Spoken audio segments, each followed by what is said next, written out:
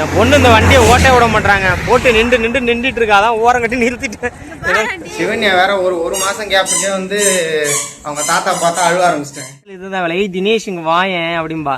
புளியெல்லாம் அள்ளிட்டு போய் ஒரு குண்டானில் போட்டு கரைச்சி அதில் உப்பு போட்டு வாங்க ஊருக்கு கிளம்பிட்டு இருக்கோம்ல, நைட்டே இப்போ போயிடுவோம் அப்படிங்கிறேன். அதுக்கு தான் என்ன அப்படின்னு டென்ஷன் ஆகுறா. வேலை முடிய கொஞ்சம் லேட் ஆயிருண்டி. அது இல்லாம பார்சல் 2 ரிட்டர்ன் கொடுக்கணுங்க, அதை கொடுத்துட்டு தான் போகணும். இல்லைன்னா கையில பெட்ரோல் போடவும் காசு இருக்காது. மொத்தம் இப்ப நீ சொல்ல வர்றது போறேன். ஏன் பயப்படுற? போ, பயப்படாத போ.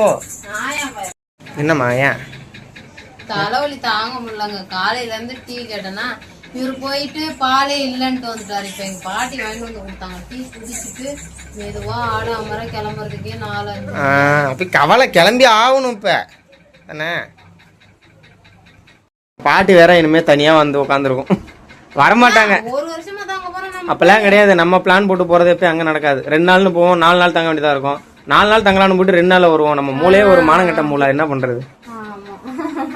எங்க அப்பா அங்க இல்ல, அவருமே கிளம்பிட்டாரு. அவரு வேலைக்கு போயிட்டாரு.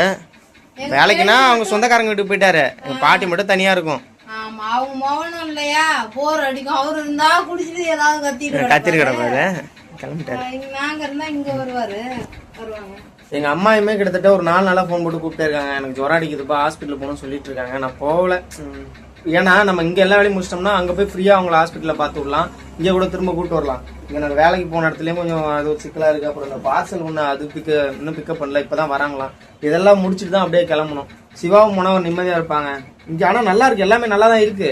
இருந்தாலும் கொஞ்சம் சிவாவுக்கு டைம் பாஸ் ஆகலாம். அவனுக்காகவே போகணும். சாயங்காலம் ஆனா விளையாடணும்ப்பா, தனியா இருக்கிற மாதிரி இருக்குன்றான். காலையில ஆத்துக்கு கூட்டு போனா அங்கேயும் வந்து விளையாட மாட்டேங்கிறான். சும்மா அப்படியே சுத்தி பாக்குறான், தண்ணி பார்த்தா பயந்துட்டு ஓடிடுறான்.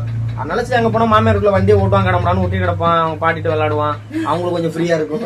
எங்க அம்மா எல்லாம் அவனுக்கு செய்யற சேட்டைக்கு பின்னாடியே துரத்திட்டு ஓடுவாங்க. அந்த அளவுக்கு பண்ணுவான். ஆனா அவன் ஜாலியா இருக்கும். ரொம்ப பிடிச்ச ஒரு அம்பாரம். இடம் நல்லா இருக்கு.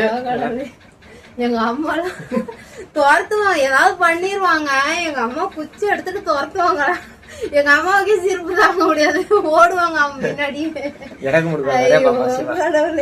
துருத்துருன்னு இருப்பாங்க. எங்க அம்மா செம்மையா தோத்தாங்க, சிரிப்பு தாங்க. பாட்டி அப்படி கொண்டு விட்டுட்டு கிளம்ப முடியாதாங்க. நான் சொன்னதுக்கு அப்புறம் மேடம் ஒண்ணு எடுத்து வைக்கிறாங்க. அந்த காய்கறி கோசலாம் போயிட்டு வரதுக்குள்ள எல்லாம் வீணா போயிடும். மாமனாரு ஏதோ பட்டாணி எல்லாம் வாங்கிட்டு சொன்னாராங்க, அங்க கிடைக்காது, அதனால வாங்கிட்டு போறோம். கிளம்பியாச்சு. என் பொண்ணு இந்த வண்டியை ஓட்ட விட மாட்டாங்க, போட்டு நின்றுட்டு இருக்காதான் ஓரம் கட்டி நிறுத்திட்டு.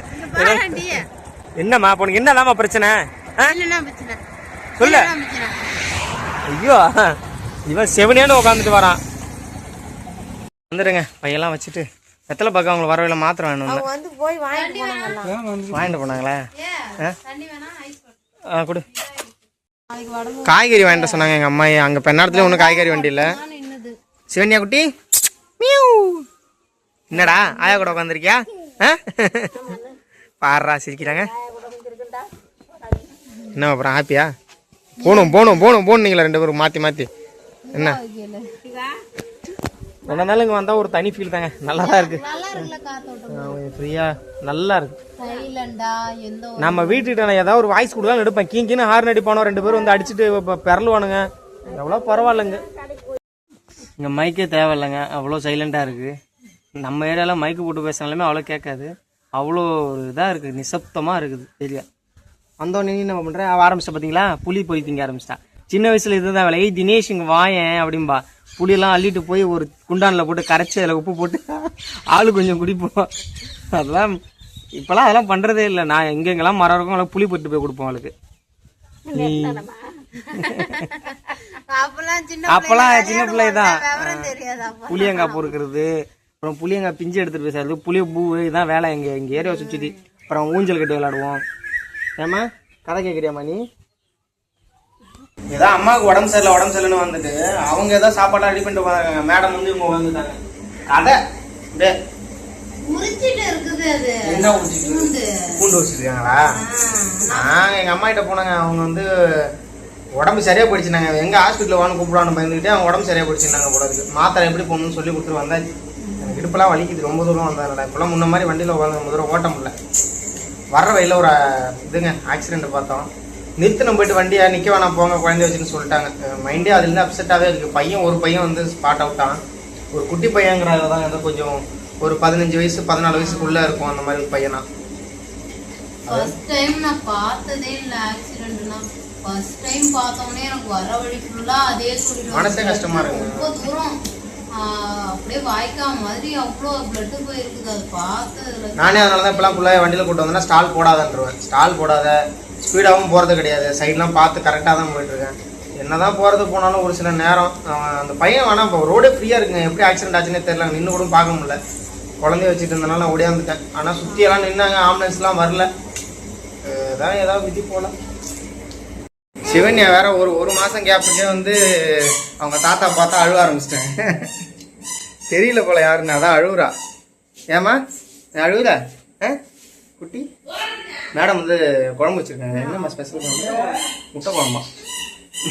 அவளுக்கு தெரிஞ்ச சிம்பிள் குழம்பு என்னன்னு கேட்டிங்கன்னா முட்டை குழம்பு, சாம்பார். ஏன்டா என்னடா வெட்ட சொன்னாங்க. அது எங்கள் மரத்தை மாங்காய் புளிக்கும், இது எப்படி இருக்குன்னு பார்க்கறதுக்காக வெட்ட சொன்ன மாமியார் எடுத்துகிட்டு வந்தாங்க அவங்க இருக்கிற வீட்டில். வெட்டுங்கிற நானும் சுற்றி போடுறாங்க வந்தோடனே.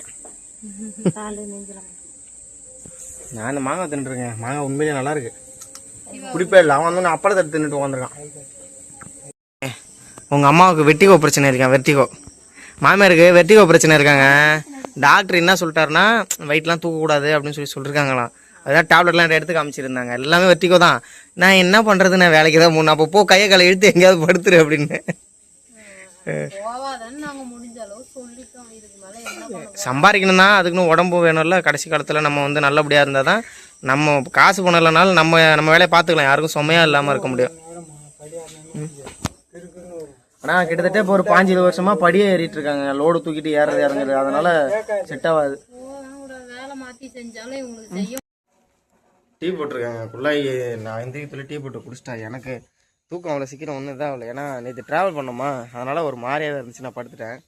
காலையிலே எந்திரிச்சு ஏதாவது புளியங்கொட்டை வைக்கிறாங்களா, அதுக்காக வந்து கேட்டா எவ்வளோ ரேட்டு என்னன்னு. எனக்கு கணக்கு தெரியாது, நானே கால்குலேட்டர் போட்டு தான் சொன்னேன். என்னம்மா பண்ண வீடியோ நான் நேற்று நைட்டே முடிக்கணுங்க. ஆனால் முடிக்கல, எல்லாருமே படுத்துட்டோம். சரி காலையில் எழுந்து பார்த்துலாம் படுத்தேன்னா என் அம்மாவுக்கு வந்து காய்கறிலாம் எது இல்லையா, சந்தைக்கு போகிறேன்னு சொல்லிட்டு இருந்தாங்க மாமியாருமே. இன்னைக்கு கிளம்புறாங்களா என்னன்னு தெரியல. நான் படுத்துருக்காங்க. மூஞ்ச பார்த்தாலே தெரியும் உங்களுக்கு, அந்த அளவுக்கு ஆபி அடிச்ச மாதிரி ஆயிடுச்சு எனக்கு. நேற்று கண்ணுக்கெல்லாம் ஒரு மாதிரி. எங்கே போகிறோன்னா அப்படியே அந்த பிளாக் அடுத்த பிளாக்ல கன்னியூ பண்ணுறாங்க.